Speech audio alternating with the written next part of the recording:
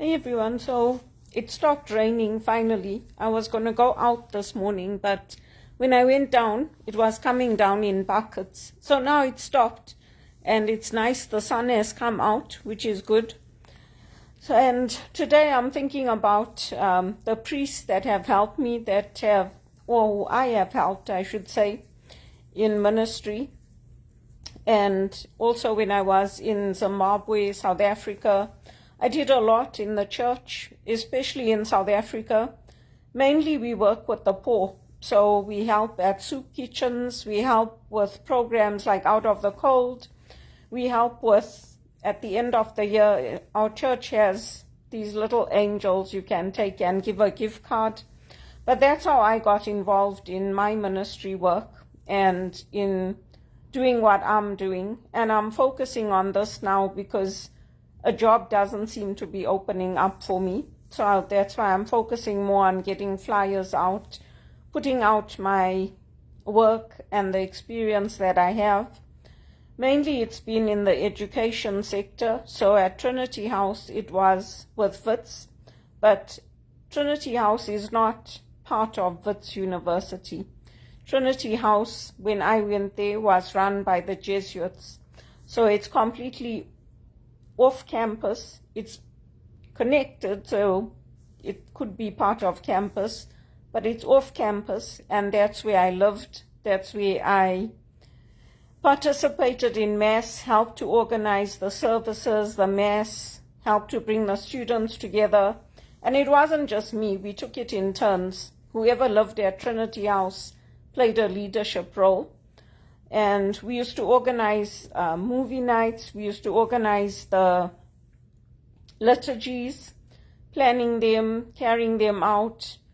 Teze was a big part of it. And I used to play the organ there at church when Father Graham Fusion was there. And then Peter Knox, Bruce Botha. Those were the main people that were part of it. And Anthony Egan. And then we helped next door at the Braamfontein Parish. I used to go there and help with the chaplain serving the soup for the winter months. We would make the soup and then take it there and serve it. So I used to go with Malisabe Makothi. She was one of my chaplains. And that's how I got involved with the Jesuits, because in Kwekwe we didn't have the Jesuits. They were not a big part of our lives. We had the Mary Ward sisters, the Loreto sisters, and we had diocesan priests. And we helped in the church there too. But that's where I got connected with the Jesuits. I didn't get involved with them in Zimbabwe. It was through the South Africans. And then when I went to England, again, I helped in the poorest areas. So I used to help at the churches in Brixton, in Farm Street, all the poor areas. That's where I used to go.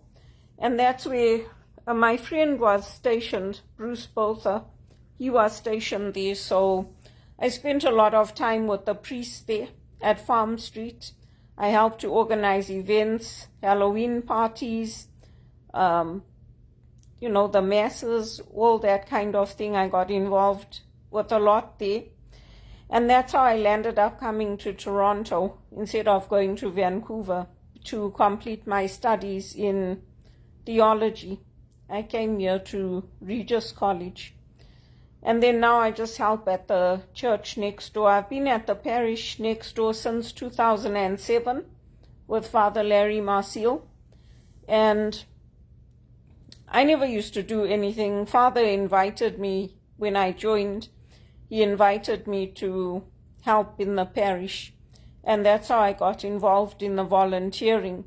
I used to go to a church close to Brownsline and Lakeshore where I lived, but I never did anything there. I just used to attend the Mass. And then when I moved here, when I bought my place, I started coming to Blessed Sacrament, and I've been involved in the parish there from that time, from 2007. That's when I had bought my property. And unfortunately, the banks wouldn't renew my mortgage, so I lost it. But I've helped in a number of areas there. I've helped with organizing and coordinating the children's liturgy, with the Mass, with the dressing of the altar when it's needed, cleaning the church, also with the soup kitchens again. They don't have it at our church, but there are churches in the area where they coordinate the out of the cold. So I've gone to help to serve the meals. I used to go to the knitting club, but I don't do that anymore. And also with the Eucharistic ministry, so giving Holy Communion and reading. I used to help as a lector in the church.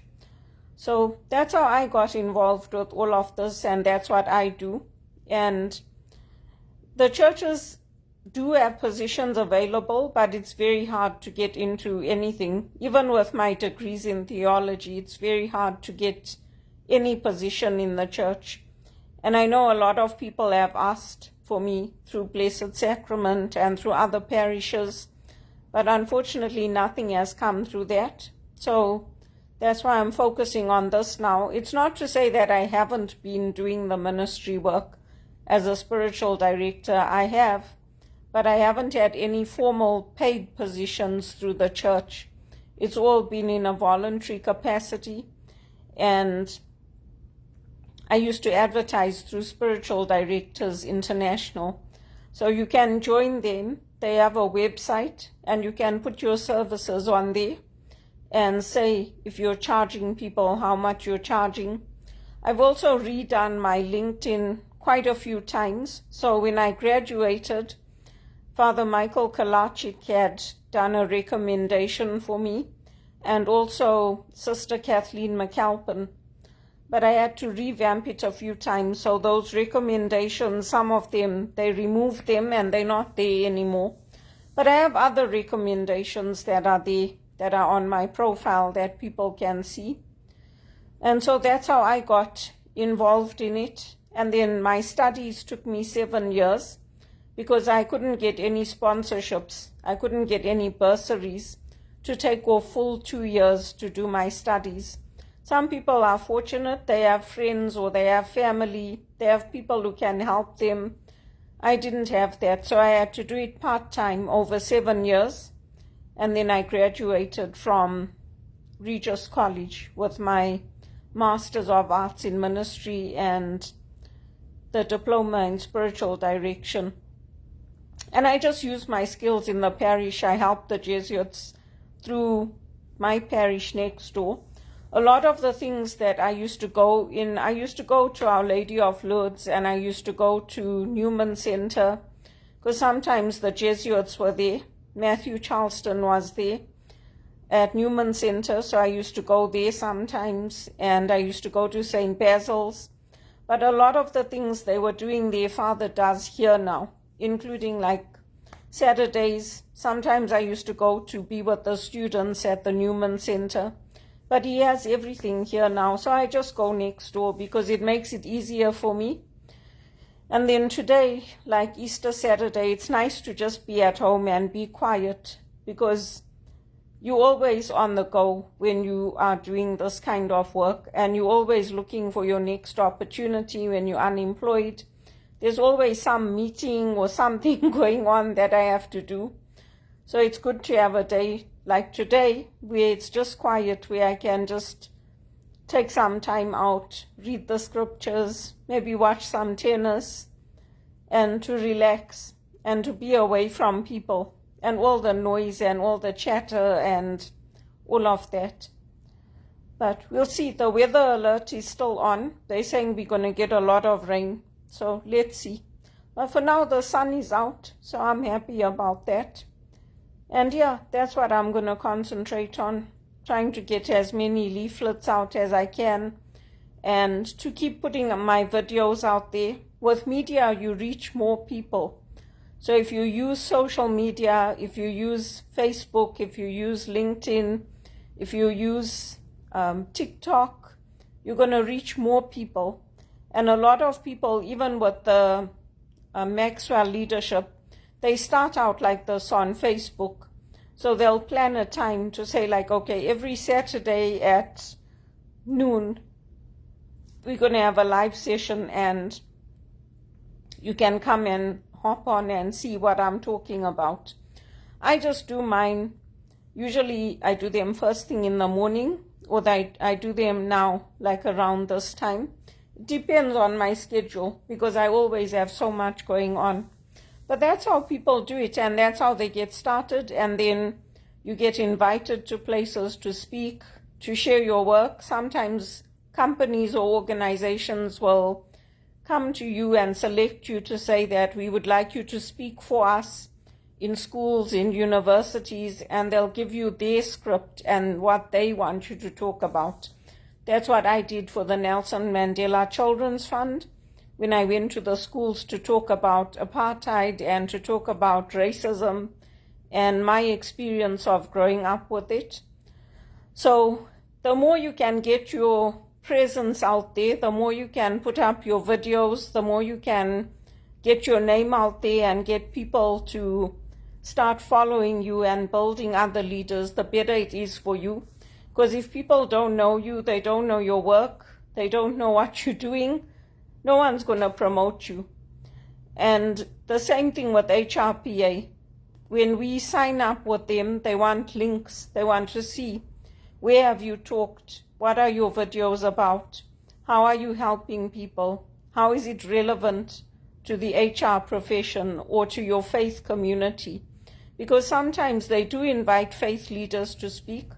I've been at conferences where I've helped for them, where they've had faith leaders come and speak to people. It might be a big session, like a keynote, or it might be a smaller room, like a breakout room. Depends on what they're looking for, because faith leaders can also help people with building resilience, with methods of prayer, with organizing retreats, with picking prayer partners. We can help people with a lot of different things. So that's how I'm doing it. And I know Deacon Bill and Father Larry and all of the priests are still trying to get me into a paid position. But in this economy, it's very hard. I'm hopeful. I know that I've got good skills and I've got good opportunities that I've had in the past. So I'm not giving up hope on finding something new and finding something better paid. And I'm not giving up on myself. Because if you give up on yourself, who's going to believe in you? Do you think anybody believed that I would go to university, that I would study, that I'd graduate, that I'd get my BCom, that I'd get a master's? Of course they didn't. I believed in myself, and I'm not giving up on my dreams. So from here, I want to buy a house. I don't want to go and rent a room in a house. I want to buy a house. And not just one house, maybe 2 or 3 houses and a holiday home. Those are my plans.